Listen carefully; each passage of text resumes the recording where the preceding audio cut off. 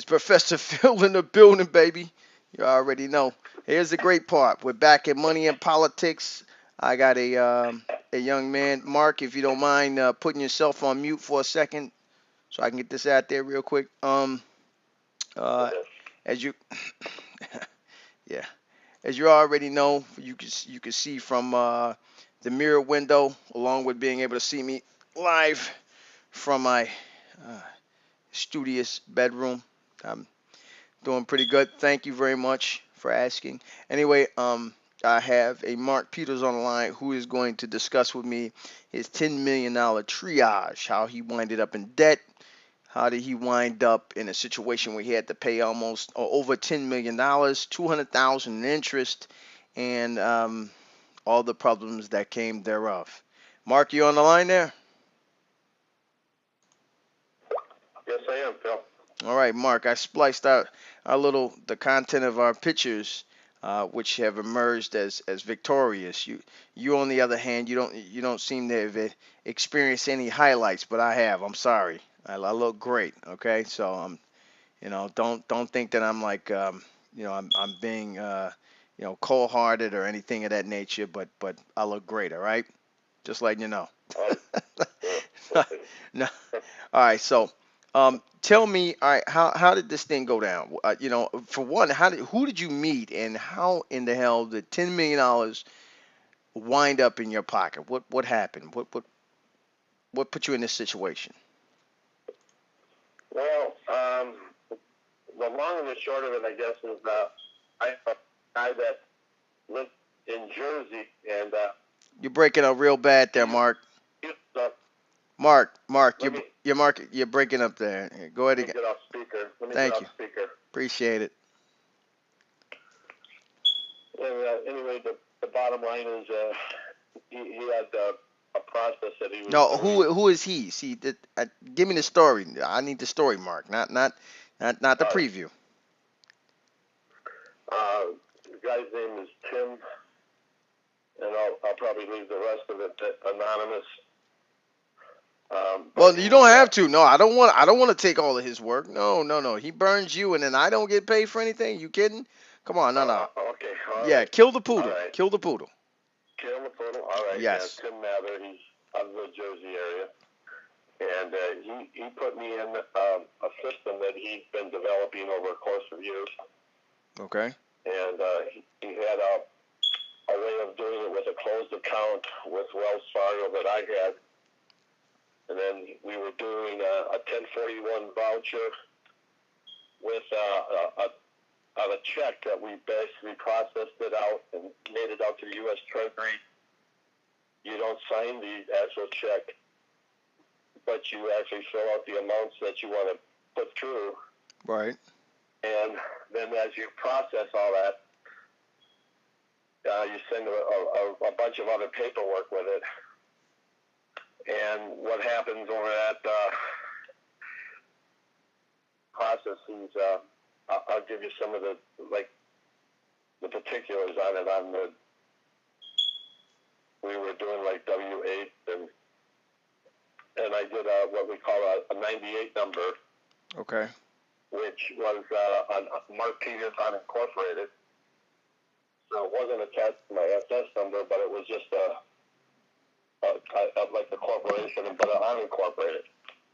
Okay. Okay. And when we processed that money through, and they just sent it back and saying it was a closed account, and basically charged me $200,000 in interest and penalties. Along with the principal of So 10 million, right? exactly, along with the principal. That's ridiculous.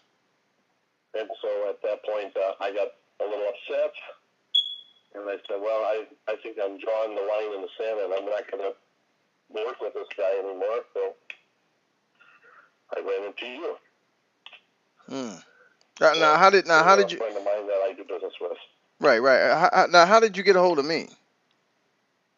I got through a chappie, Chris Chapman, out of Florida, Okay. All right. American Liberties, and he's a guy that I've been working with for probably 3 or 4 years on a lot of different things that he's been pushing through on getting back to our Constitution and stuff like that. All right. All right. All right. So this guy, oh my God. So he gets you into $100 million. He gets you into $10 million worth of debt. He then turns around and has the U.S. government credit you with a $200,000 debit, and then they hit you with $10,200,000. Now, how much did your wife owe at the time of this happening?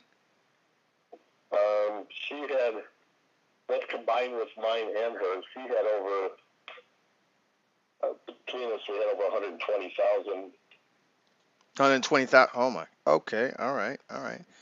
Wow. And most of that has all been settled with the exception of around $10,500. Okay. So it's been reduced by 95% or so. All right, all right. We're gonna get to that in just a minute. But the more important part, which I'm not sure if you got up on your screen as of yet, is your and this is what I definitely want to dedicate that this portion of this time in discussing is this particular instrument that we produced, which was an oath of office along with the clerk of the court's oath, and using a particular title in the United States codes. And I definitely want you to read it off, but I want you to check that particular section. I have it up on my screen here, and I've Was this the oath of office that I did for myself? that's right. It's stamped September 23rd, 2013. Yeah, we basically my official oath. That was let's see, Mark Peters having been elected to and appointed to the office of Mark Peters Unincorporated. Correct. That's the one that they charged, right? That's the yes, they did. Okay. And that I would support the Constitution of the United States and the Constitution of the State of Wisconsin, and will faithfully and impartially discharge the duties of said office to the best of my ability. So help me God. And then I signed that. Right. You signed it here. I had it notarized, and then that was the basically that's all I had to do on that as far as the oath of office. Right. All right. And what does it say at the very top of it? Remember, I had you fax it to me. What does it say? Let me get back to that. Okay. Official oath. State of Wisconsin, Union Grove, County of Union Grove, Wisconsin, basically. Right. Oh no. At the very top, there's a. Remember, I had you write a title section up there. Do you see it at all? Let me do one more thing here. Hang on one second, Mr. Bill.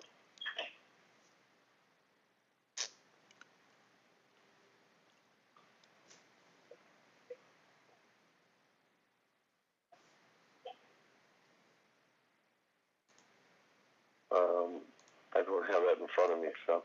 That's all right. Remember the title I just sent you? What title did I send you? Okay, hang on. That one I was trying to open up here. I just emailed it to you too.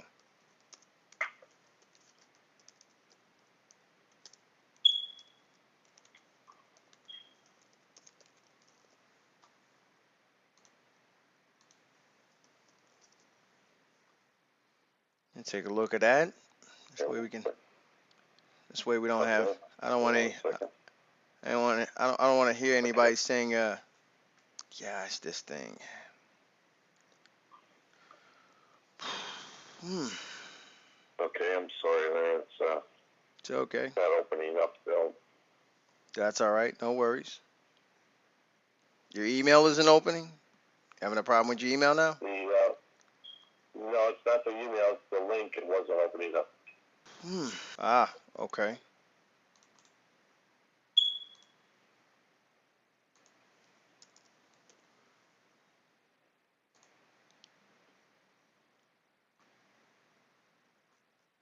All right.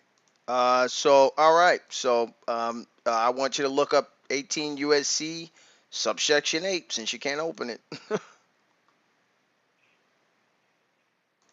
And I want you to read it off because what I'm going to do is I'm going to go to the link itself, and I'm sure shouldn't have a problem finding it. You'll find it, and then we'll read it off together. How about that? That works, I guess, too.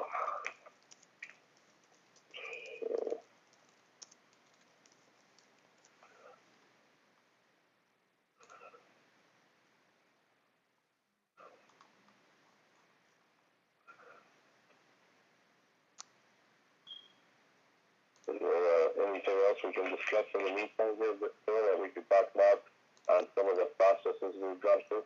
Say what now? Is there anything else we could talk about to get some of the processes that we've been through? Oh, absolutely, absolutely. As a matter of fact, that's the thing I want to discuss right now as far as uh, uh,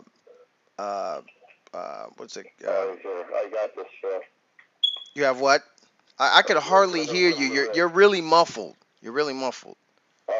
One second. I'll put this phone on to the side here. Say what? So we got titles on the very top of that page. Yeah. On the official office, it was Title 18 USC subsection 8. Right. Could you bring the tone down a little bit, or can you turn the volume down? Because apparently it's really, really muffled. I can't hear a word you're saying. All right, I'll turn it down a bit. Is that better? You got to say something for me to report it. All right. Is it any better now? A little bit. You might even have to take your phone, the phone away from your face, because it's like you're eating the phone. Nothing bad. I'm just saying, unless it has protein. I mean, I don't know. I'm not the mineral guy. I have no idea. Now, all right. Well, anyway, okay. I had that letter what we filed with the Racine County Register of Deeds. All right.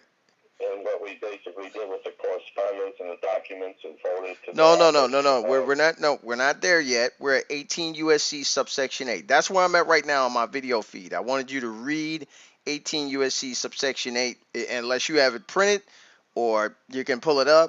I mean, if you can't, I can do it. It's no problem. You got it? Not a problem. What's the all right, the section that I'm Title 18. Right.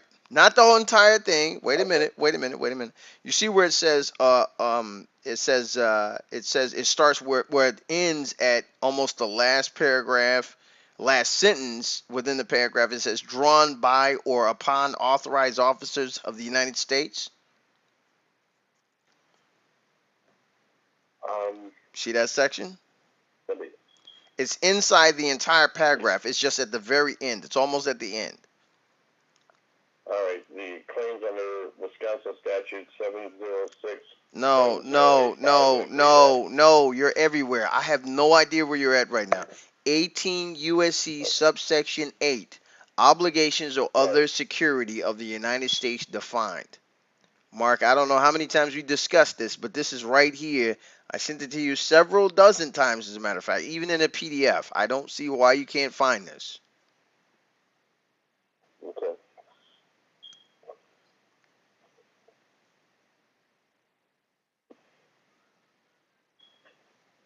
Go on.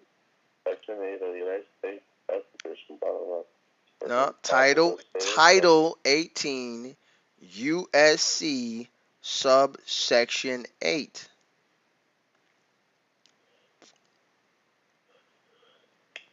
Well, here's what it says right after it. United States Code subsection 8 entailed in this office contracting the meaning and undertaking of the public policy which allow me to engage with the states and the states government. You are reading something else, Mark. You're reading something entirely different. You are looking in the wrong place, and I'm not sure if you're doing that with the intent of being malicious or even malice. No, but at 18 USC subsection 8, you put into your Google, it is impossible for you not to see obligations of or other security of the United States defined. It is next to impossible. So either I'm not sure where you're at, Mark, but that is the easiest thing you can find right now. Quite literally, you can probably find that quicker than you can find Quaker steak at an Oats and Totes get together. Okay, where someone would try to eat 5 barrels of oats and try to outbeat the I don't know, the new nutritious cow for service. I don't know, but that's not possible for you not to be able to find what I'm asking you to look for. 18 USC subsection 8 obligations or other security of the United States defined.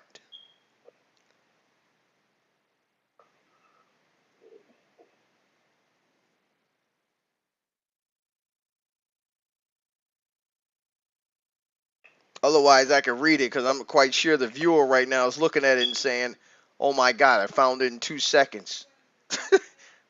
It kind of makes you look a little shallow there, you know. Come on, Mark. Come on. I understand. I understand. Well, I was trying to find the paperwork that I had already, but all right, I got it here, sitting here. So the term obligation to the security of the United States No, includes no, all bonds no, and no, certificates of no, deposit. Mark, you're gunning. You asked what section you want me to read because that particular section pertained to you. See where it says drawn by or upon authorized officers of the United States?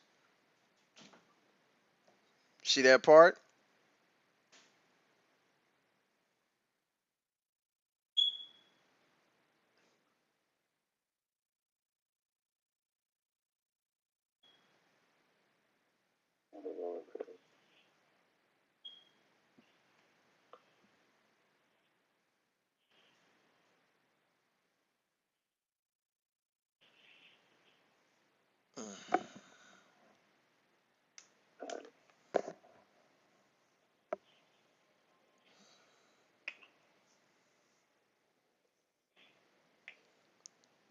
Mark, I'll read it for you. Don't worry about it. I got it.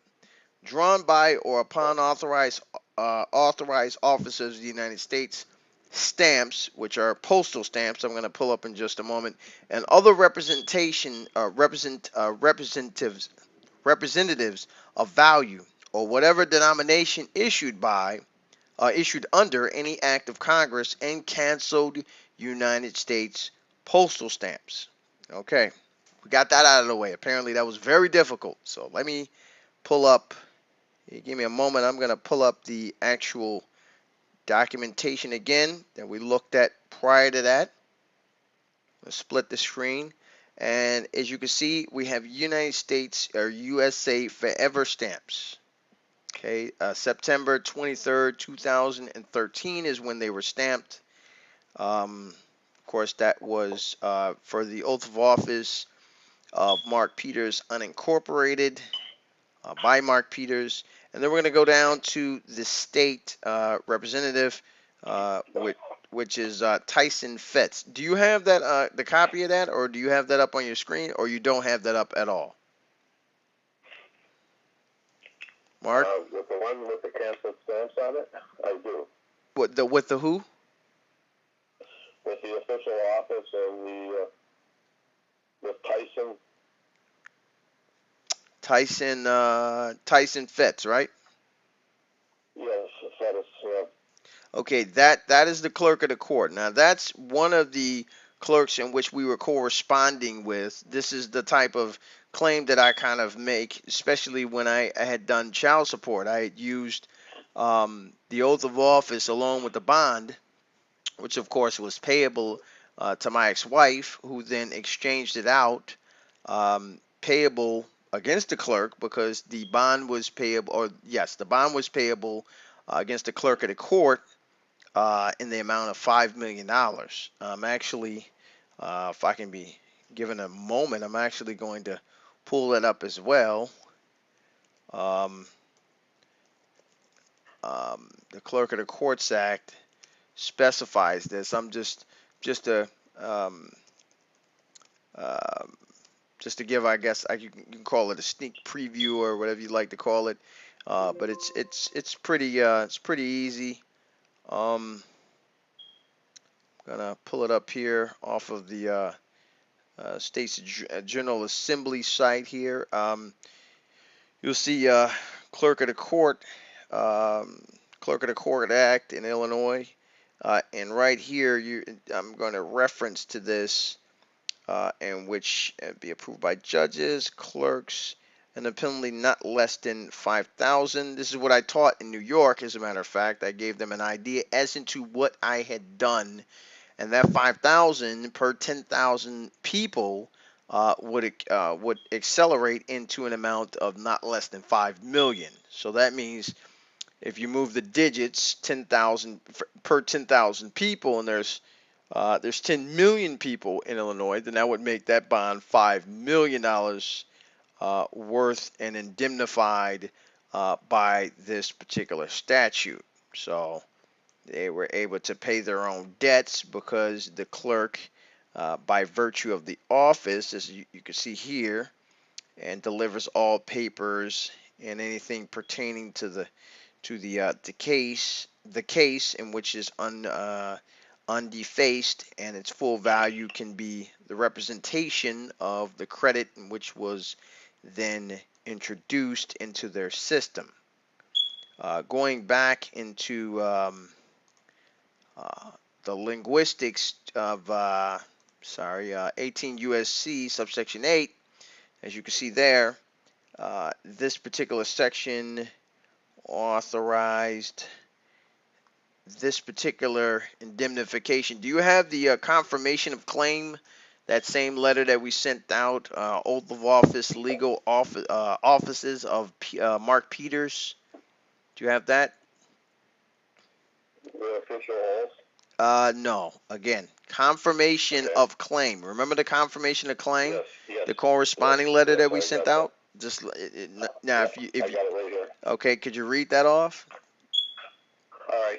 The letter is in response to the letter dated 17th of 2013. I am using and signing the statute in this letter passed by the Wisconsin Legislative Chapter 19, General Duties of Public Officials, Chapter 1, Section 19.01, as attached and signed by my office, that it which states I have signed the law for legal purposes for office would be seen as required to be filed in the office of Mark Peters, a public official with the state contract number and pledge, which is my driver's license number, withdrawn for IRS purposes. So this ultimate. With this lawful. Okay, go ahead. With this lawful contract and pledge to do the same, Article 1, Section 8 of the United States Constitution of America will be the use of my office to certain offices, State of Wisconsin, the IRS, Internal Revenue Service, the U.S. Mail under Title 18 U.S.C., subsection 8, entailed in the office contracting in the meaning and my undertaking of the policy which allow me to engage with the United States and state government, State Department, and government officials, the claims under Wisconsin State Statute 706.085, and agree that this legal contract and the obligation of re-recording that document with a signature party under 59.43, i.e. this is legal contract along with the corresponding contract made under Tyson Fettis, Racine County Register of Deeds. Deposit this correspondence with the correspondence to the claim the same with respect to this official office's signature certification. Thank you. Please stamp this letter and return it to my office for purpose of public undertaking. Then I sign it and make note of that it's the public office of Mark Peters with my state driver's license number and the constitutional state contract number. Now, how hard was that? It's pretty easy, right? Yeah, that wasn't too bad, especially if I had to with my mentor, sure. Hey, you didn't have to do a thing, did you? You didn't have to do a thing, did you? No, I didn't. I just let the man do it, man. Just let the man do it. Stop it, Mark. You shouldn't have. You shouldn't have. You make me feel so glorious. All right, look. Look. I'm not taking all the credit for that, man. I just want to know. I mean, I knew you knew. It was just a matter of did you know? You know, did you have a clue where this is going? Do you have any idea how it's supposed to move? How you participated and how it was going to prescribe your office in detail, financially and fiscally, to ensure that they would withdraw that particular that financial particular budget. Now, how much do you owe right now at this point? Because I can't pull up your document because it has I wasn't able to scrape off any of your information or anything. So I know it's somewhere in the $28,000 range. Was it almost 30, something like that? Yeah, that's all that's left out of the 120,000 or so that I had in addition to the 10,200,000. Hmm. Wow. That's pretty substantial. All right, now what I am going to be trying to do at this point is use that particular oath to underwrite a non-for-profit. Now, I was with a young man named Mr. L, whom I met on Facebook, and we had a serious complication with communication. And because of that, due to uh, this unsynthesized communication, which could not be what do you want to call it? It couldn't be Resolved? synthesized. Say what? Could be resolved? Well, not necessarily. It was just we couldn't synthesize the message where both of us were corresponding in an synced environment. And because of that, because of somewhat of a deceptive practice and a diluted sense of pride, we just simply couldn't meet ahead with the utilitizing of his the byproduct of his agency, which is an economical rights movement that he started. And unfortunately, I'm not an outright capitalist, but I'm a businessman. And even I clown you on the phone, Mark. Do I not? I mean, do I not get agitated?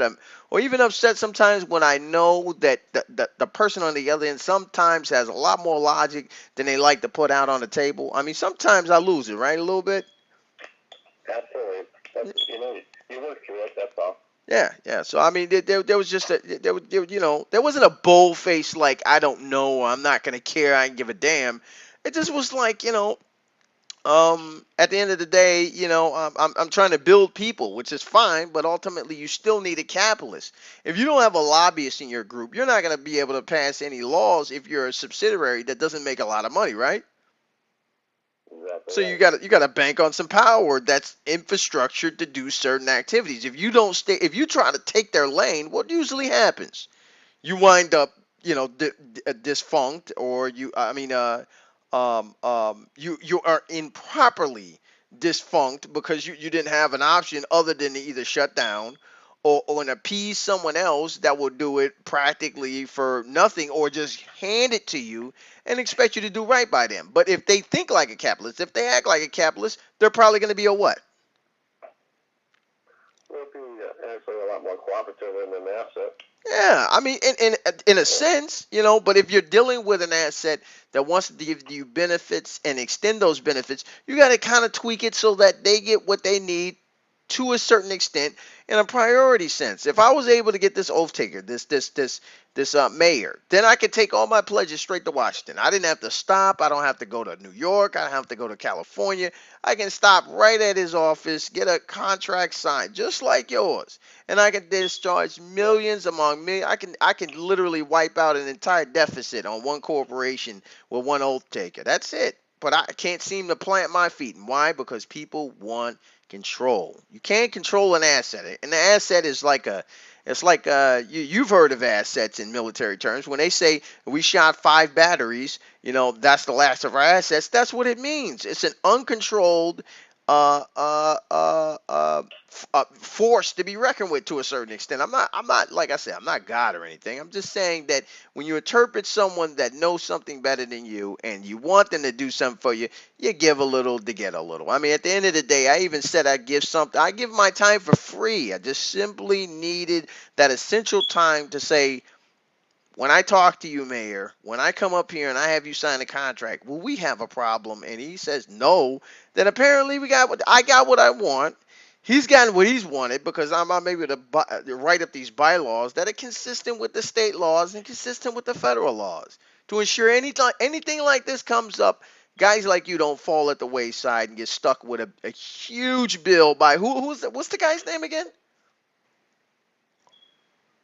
Tim Miller. Tim Mathers. Tell me about this guy, please, if you don't mind, because I heard a lot of these redemption guys, all these people run around with a lot of fraudulent paper. Just give me a description. Tell the people who is this guy? What is he supposed to be? Well, I guess to summarize it, I guess he has said that all of the gurus out there that claim they have all the answers to cure certain obligations to IRS or any other matters, that he has a system that he feels with his mentor that he was working with out of Atlanta. And who was his mentor? They were able to do some things with contracts with the government and actually get monies on a monthly basis through the similar things that I was doing with the canceled checks or the accounts that were closed, using that as a means of creating a security, more or less, and then using that and then having that money dispersed to you over a course of time. Hmm. Okay. All right. So at the end of the day, I came in, I kind of saved the day. I did you a big favor. No biggie. I mean, I'm not looking at it like I'm not looking at a capitalistic view when it comes down to doing business. But at the end of the day, when you came to me, you said, Phil, I'm screwed. I got the McDuck Act right here. 10,200,000. What are you gonna do with this? At the end of the day, how did you feel when we spoke? What was your results when you really took a hard look at me and said, I wonder what this kid can do? Well, I had confidence in the guy that recommended you, which was Bradley, which I feel is a pretty astute gentleman himself, and he's well read, understands a lot of things, and he felt like you were the guy that had a lot of answers that a lot of us have failed to provide. So, with that, I went with Jeffy was leading the wrong question, and were able to fulfill all your obligations. You keep hold on. You're breaking up real bad. Who you said, Champy? Chappie, yeah, Chris Chapman. Chris Chapman. He's out of Florida, right? Yes, he is. Yes. All right, all right. I'm just trying to make sure that we're talking about the same person. That's all. Yeah, he's pretty well known around in the arena with helping other people try to solve a lot of their tax issues and other constitutional things that have come up. Okay. All right. All right. Hmm. So before this issue, technically, how much did you owe prior to that? I mean, uh, um, defacing this discussion, what was the real interface problem with the company, the infrastructure, or the whole debt situation? That was over 120 on Oh, that part before the 10 million. oh, I see. Okay. All right. Oh, by the way, let me give a shout out to a Lady Fairfax 33. I happen to have my Skype up, and if you can just discontinue writing me about the background sound and just listen to the discussion, you might learn something instead of worrying about the old battery. That's why I keep it up there. Because I want to see just who in the hell is going to write me about the battery. Honestly, I'm not going to lie. I put it in there intentionally. I know it is dead. But the purpose is to see who is paying attention, who will drop, who will stay. Because, I don't care how irritated or what you think of it. It's there for a reason. Okay, there's there to see if you're paying attention. People do not have an attention span. Children can't pick up a book for 5 minutes without going lunatic, jumping into the garbage can and trying to figure out what you just threw away 2 seconds ago. So please pay attention to what you're listening to, or don't listen. That's the whole point. That is the point of the sound. That's the point of my background. Sometimes that's the point of why I wear a white tee beater shirt, just to throw you off. It's not with the intent of being maliciously looking malnourished or too big for my own britches or whatever. The point is to somehow keep you from looking directly at me and concentrate on the information. Okay. Sorry for that, Mark. She continues to write me. Sometimes she can be very annoying. She doesn't know that, but I had to let her know that on uh, live stream. Apparently, she wants to interrupt, so I'm just going to ensure that she hears it. Okay, so all right, Mark. So well, what is the next landscaping? Because I know we're going to be working on your brother's stuff, but the next landscaping that I know we had discussed was monetizing this thing. Are you? And I did say before that I wanted you to sue me, but I didn't. I guess I haven't put it in the context of physical of a physical uh, uh, um, theology, something to put together there and kind of use a bit of math in turning. Here we go. See. Yeah, we're live, Lady Fairfax. Please stop writing me. Yeah, maybe I just delete her. She just doesn't understand English or something.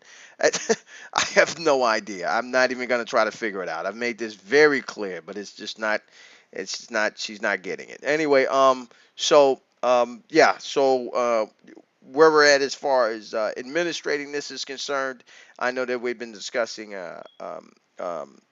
turning over suit. I wasn't very specific, but let me ask you because I'm going to see if I can get a gentleman named T. Williams out of Florida to assist you on this. I know he's not going to be very pleased about it because he's a trader. He's kind of busy and whatnot, but he's got a $5 million suit in escrow, and I'm gonna start tagging people's debts into it, and then allocating them under probably either Title 18 USC subsection 8. I'm sorry, Title 18 USC subsection 8, where the statute codes can be provided and transfer this debt into an asset, which then I'll be able to credit other agencies, non-for-profits, things of this nature. Matter of fact, do you have a non-for-profit at all, or no, Mark? I never asked you. No, I do not. All right. All right. So, all right, and so that therefore you don't have not necessarily rights to exemption, but you don't have that you don't have I like to call the extended coverage. That's what you have when you're able to kind of tag in and out and play the not the numbers game, but you can use a corporation and do your write-off power and extend credit to Oh, yourself. You see, you follow what I okay. mean? Yeah, I understand what you're saying. All I have right now is I have LLCs that are pure for a pure trust, but that has nothing to do with a nonprofit. Right. Okay, I got you. And the reason why I say this is because I myself, I'm probably going to start lobbying out of Florida, or I'm going to start lobbying. If Chappie's he's got something going on there. Um, I'm trying to turn a few other gentlemen that I've been doing tax resumes for us into more of an asset for him, so that he has something residual coming in. Me myself, I'm doing everything off my back. There's no question about that. That's where my leverage is to keep things moving and whatnot. But I was gonna see if because also I'm gonna help your friends up there, Amy and them, and try to get them lobbied over into this particular case that's going on in Florida, and then run it through the state and federal legislators. See how that'll rattle the cages of the private industry, especially these financiers, because they're having a field day. As a matter of fact, have you heard anything as far as the state legislator is concerned right now? Is it um, in Wisconsin? I mean, not Wisconsin. yeah, Wisconsin, as far as the corporations lobbying for more money or anything of that nature. I haven't studied any of it, but maybe you can give me some firsthand. You've seen some on your C-SPAN or CNN in your regional your regional sector. I don't really pay any attention to the TV at all. I stay away from it because it's a lot of mainstream media is also sensitized and actually it's sensationalized and dramatized and it's so taking things out of context. I don't pay any attention to it. Oh, damn. Okay, well that makes sense. Well, the one thing I do is I definitely try to keep in very close proximity as far as the legislator is concerned because they could be doing anything. You just you don't take a blind eye to them. Put it that way. You take a blind eye Well, to them, I you're asking listen to for it. people like Alex Jones and some other people that are pretty astute to the congressmen and senators, and I listen to that very intensely, but I don't pay any attention to the regular media, mainstream. Hmm. Yeah, well, I hate to say that he sort of sensationalized a lot of stuff too. I hate to say that. I mean, I'm not one Well, to like kind of tote my own horn, but after a little research and trying to get next to him, let's say that he was a bit more a bit more apprehensive than noteworthy in trying to speak and give some form of rhetorical discussion that could have brought us to the table. As a matter of fact, he put somebody on there that has child support issues, and just to primarily show you just how silly it had come down to as far as trying to get next to some of these people that actually have some real torque, some real suspense, some in the in the know, in the connection, in the world of um, not the redemption world, but that of the world of media and being sponsored by some of the top mediocrities that me myself, I'm not going to throw anybody's endorsements out there. It's not my business to inform you that some of these people may be very much funded by the very people they despise. It's kind of like a black person saying, "I don't like white people," and then going to work and smiling in their face and picking up his paycheck with a no. smile on it. You know what I mean? We both know what that means. So, Yeah, well, he's not funded by any of those people, but I understand what you're talking about the people like the Rush Limbaughs right, and the right, Hannitys and all that. right. They're all getting paid by the same people who are cutting his check are the same people he's talking But wait a about minute. But about wait what a he has minute. to. That's the whole thing. You don't necessarily turn down money just because someone won't endorse you and you become a sensationalized entity. Sometimes you keep people at a level where everybody else can hear them because then you can keep people complacent in a circumstance or situation where, for instance, he put a guy on there. The guy I'm referring to that he sensationalized was Professor Griff, and Professor Griff is just, his head is just removed as far as his I'm not gonna say his intuitive nature, but he, as I know it right now, had apparently, he's the new conspiracy theorist on the block, which of course he's been in theater as I have. I went to New York and did a lecture under King Simon, whom associated with that type of circle. These people were artists. They're into music and things of this nature. They put Professor Griff on him, out of Los Angeles. I'm physically in Texas at the time that I tried to discuss it with him, and I talked to a gentleman from another station who was not only sponsored and underwritten by, but had been, if anybody knows about the man, whom just got out of federal prison, who's another person that has just been inciting. Look at me, and like his endorsements didn't come from anywhere. He has to build himself back up, as he says, and he's going to run in 2020. So, as you may, or 2000, I believe he says 2020. Yes, he's going to be running for presidential office. These same people whom endorse, for instance, um, who was this again that we were just talking about? Uh, that you said you listened to, Mark. Alex Jones. Alex Jones, yeah, Alex Jones. He's one of the premier. I'm not gonna say caretakers, but one of the bigger people who had backed him and had been one of his primary producers of a show that I had went to in Connecticut and did a call through them. I forget exactly.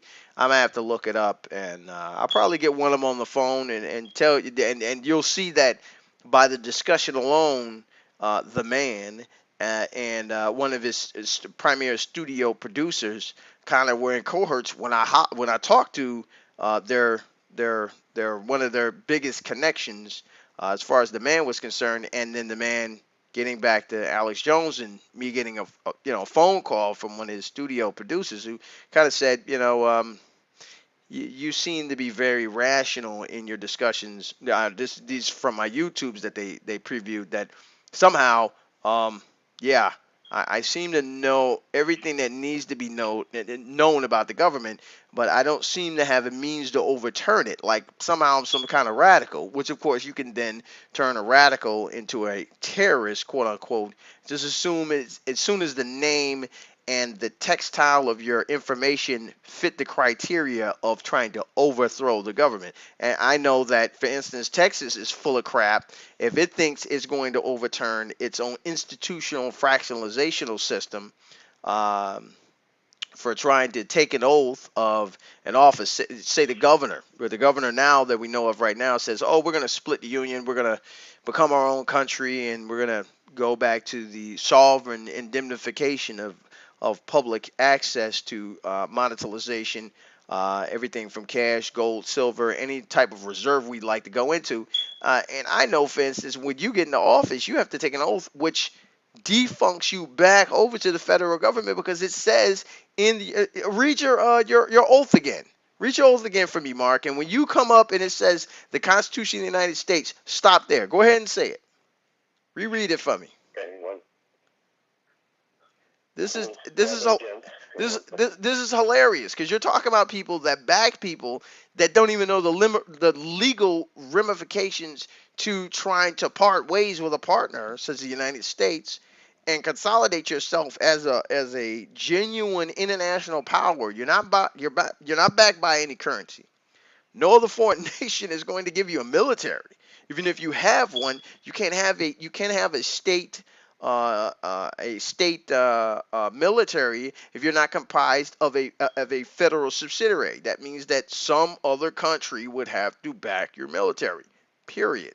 And then third, because of interstate compact laws, Mexico in a sense would become a part of America, which then would everybody would declare war on Texas, which would be ridiculous because then if they took their monetization out, Texas would owe America all this money that they had monetized under all these oath takers during their presentation, under Article 1, Section 8, which is specifically read that the United States can borrow money. And each time Texas borrowed money, they dug a hole for themselves. They can't turn around and say they don't have graves all in their backyard. They do.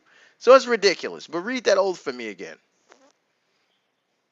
On the Your oath of office. Read your oath of office. my oath of office. Okay. My oath of office was Mark Peters having been elected or appointed to the office of Mark Peters on a corporate swear or affirm that I support the Constitution of the United States and the Constitution of the State of Wisconsin. Now hold on, Mark. Hold on. Now let me get this right. So the United States Constitution consolidates the state constitution of Wisconsin, so they must be one and the same. Am I correct? Wouldn't they be crossing the same? Doesn't it sound like I have jurisdiction there and in Washington? Doesn't it sound like the same? Yes, it does. I mean, how could you not take jurisdiction if jurisdiction was given by the state government? See, this is what I don't understand about people and how, if you ask for more Federal Reserve notes, but you're trying to lack thereof of the jurisdiction of the United States and tell the United States to stay out. If you're asking the United States to stay out, how can you have the United States stay out if you're giving them contractual applications to use their apparatus to come in? And you're asking for more money. I mean, what are you asking for? Do you see what I'm saying, Mark, where I'm going with that? Yeah, I see the connection. They're I, monetizing the Federal Reserve notes, so they have obligation to the United States of America. right. So how can you take away the very thing that is founded on the creed of intent, with the intent of maliciously and financially allowing this party to come in and apply all its applications to you? How can you deny that? Sworn their oath and also signed it and had it notarized by some government official or an officer. Right. So I guess he would be obligated to it. So they're basically, they've already invaded, and then we're just participating, right? Right. And they're under contract. Basically, that's how it's contract law. Right. So they contracted their way in. We're saying we don't want you in, and then we agree to allow you in as long as you support the state and its constitution. But yet and still, you have to finance this constitution, in which Article 1, Section 8 specifies the United States can borrow money anytime it wants. So where does it end? How do you think that would end? If Texas decided we're going to succeed, they owe the United States X amount of dollars. They haven't paid their debts. They're behind, and they can't access the credit that they would need to correspond to pay public debt if it indemnified the fact that the credit system had been compromised by that state, especially the fact that they were buying the letters of credit and now they have to pay it back. How do you think that they would come out of that? I mean, just how close do you think it would be leveled towards turning Mexico into America to ensure Texas couldn't escape? just how hard do you think that would? How easy do you think it would be for these rough and tough and tumble people? Lynch you, shoot you, hang you, strangle your children and stuff. How far do you think it would go for Texas to succeed itself? I mean, how do you think that would come? What do you think would happen at the end of the day? What would happen? I think all the scenes would come unglued. The who now? Everything that is there would become a massive tyranny, and everybody would be probably stealing each other's wealth. Right. Everything would come unglued. Everything would be like a tyrannical, what would you might call anarchy. But under the name of what though? Well, they were under the name of the sovereign state. Is that what you refer to? I mean, wouldn't it be boiled down to it would be a state issue instead of a federal issue? Absolutely. So it definitely wouldn't be the feds coming in and shooting the people up full of medication. It'd be the state trying to shoot medication into itself, huh? Pretty much. A self-medicated institution on wheels, people that support the state, and then turn around and try to, I'm not going to say criminalize, but they indemnify that. And my applicant government would probably lack thereof its financial restoration, in which its components to outsource itself to finance and keep itself from becoming crippling or crippling itself would ultimately criminalize itself in a sense, right? It would institutionalize itself, it would expel itself, and the government wouldn't even. You think the government would even take it back?